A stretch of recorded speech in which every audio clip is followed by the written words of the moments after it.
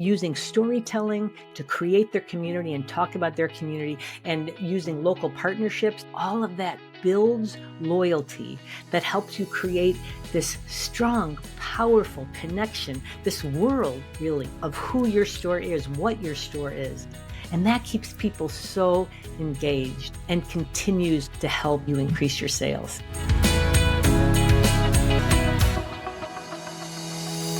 Hello, welcome to our October State of Retail episode. I love this title. We always have a couple different titles to choose from when we start, but I love this one. Momentum before the madness, right? Let's outsmart October. That's what we're going to talk about today.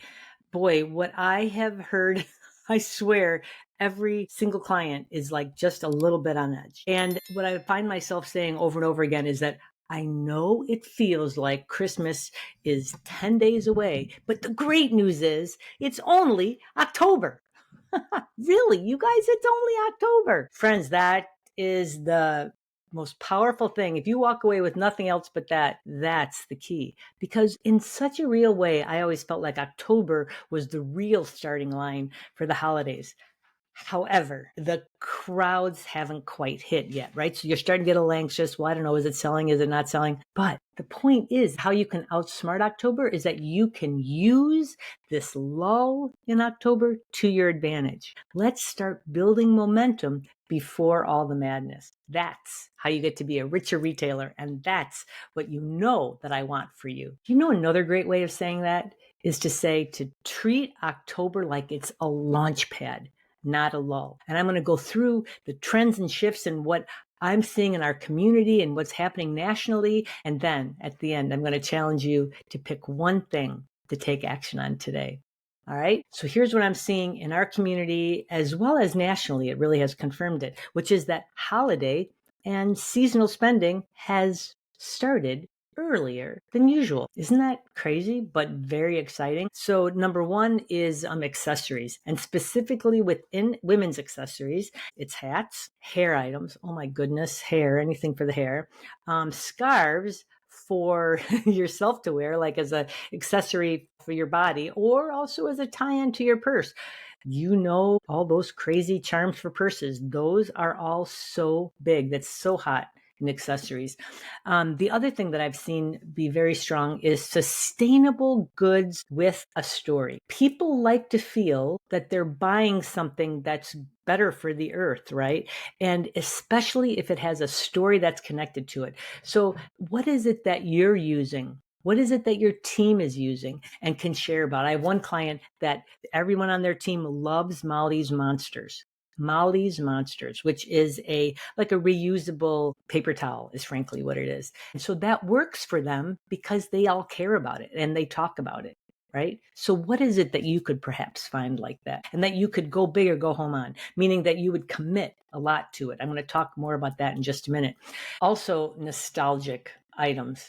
Always, right? Hello Kitty is seeing such a big resurgence.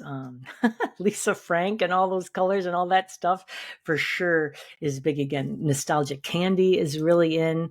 I've seen lava lamps selling in some places.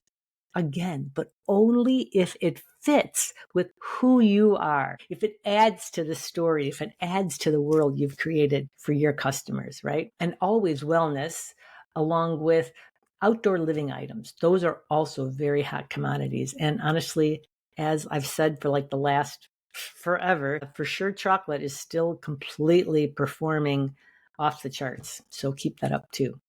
All right. The other thing that I'm seeing is that it's important for you to lean into what makes you an independent store different from those big box stores. And that is personalization. What is it that you can find that you could personalize? It's not too late. Again, are there any local makers you know that do something that can be personalized? Is there anything you can personalize? But personalization is so huge right now, especially for fourth quarter, and really differentiates you, your competitors, and from the other big box stores, right? The other thing to keep in mind that makes you different from the big box stores is the curation of your items. You've looked out at everything at the trade shows and you've curated what it is that you you like the best, what it is that shares your message with your customers, right? And the beauty of that is that it reduces decision fatigue. Oh my goodness, we have to make more decisions now than ever before. And so anything that can reduce decision fatigue for customers is a huge win, right? And that's where this go big or go home strategy comes in. For sure, what's critical about managing your inventory right now is don't go wide with your items, go more narrow, but more deep. Go big or go home on what it is that you're really excited about. If you love Molly's Monsters, go big or go home on that. If you love Notes to Self socks, go big or go home on that, right? Do not be afraid to commit to it. What I always see happen 100% of the time is that when you find something you love and your team loves and you commit to it big and you buy a number that makes you a little scared, it also makes you take action and stay on top of that inventory to make sure it's all moved out. That's what always happens. So don't be afraid to go big or go home. That's actually one of your superpowers.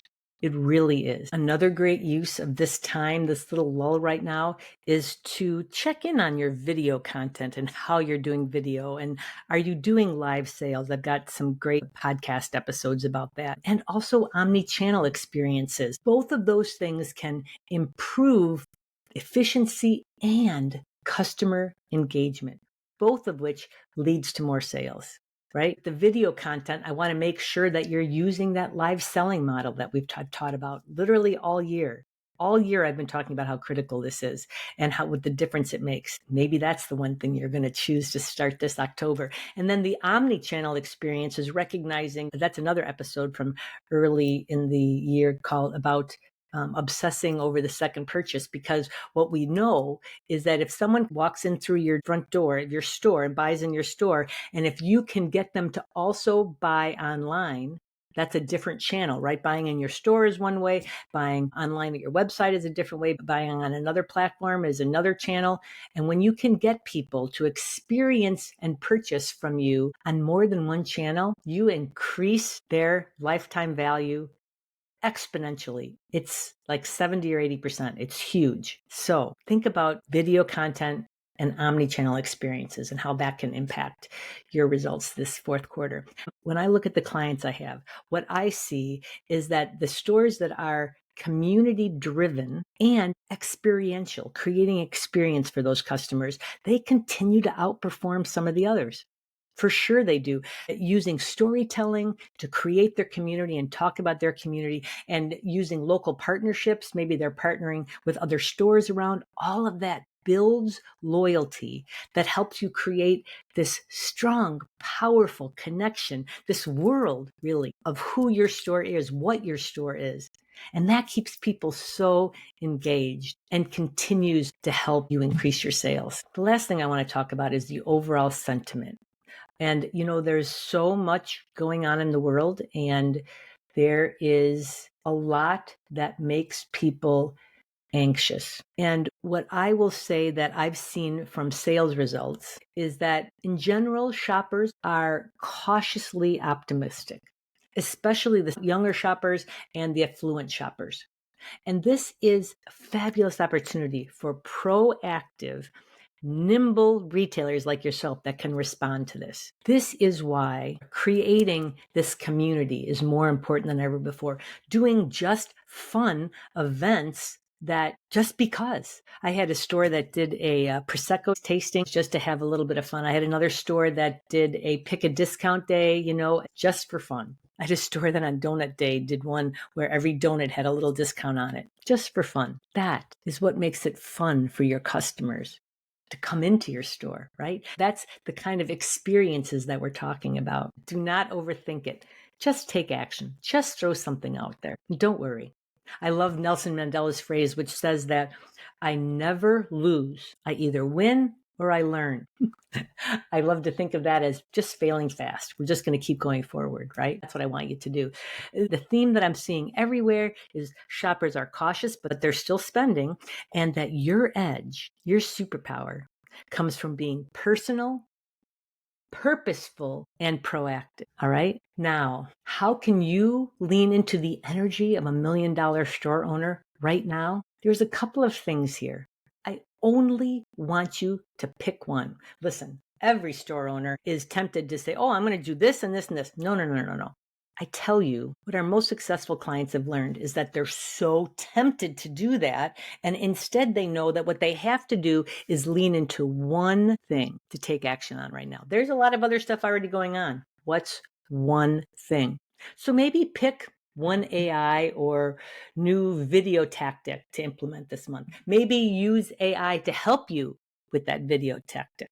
Right? Just ask it. That's the beauty of it, right? Or you could identify one product category to personalize, just one. And then you can weave that into all of your marketing and merchandising this month. Another thing that you could do is continue to reduce that decision fatigue by curating a small, tight, on-trend product collection for early holiday shoppers, and use bold signage about it, and make sure you promote it this way on social media, saying something like, hey, holiday early birds, check out our favorite gifts now.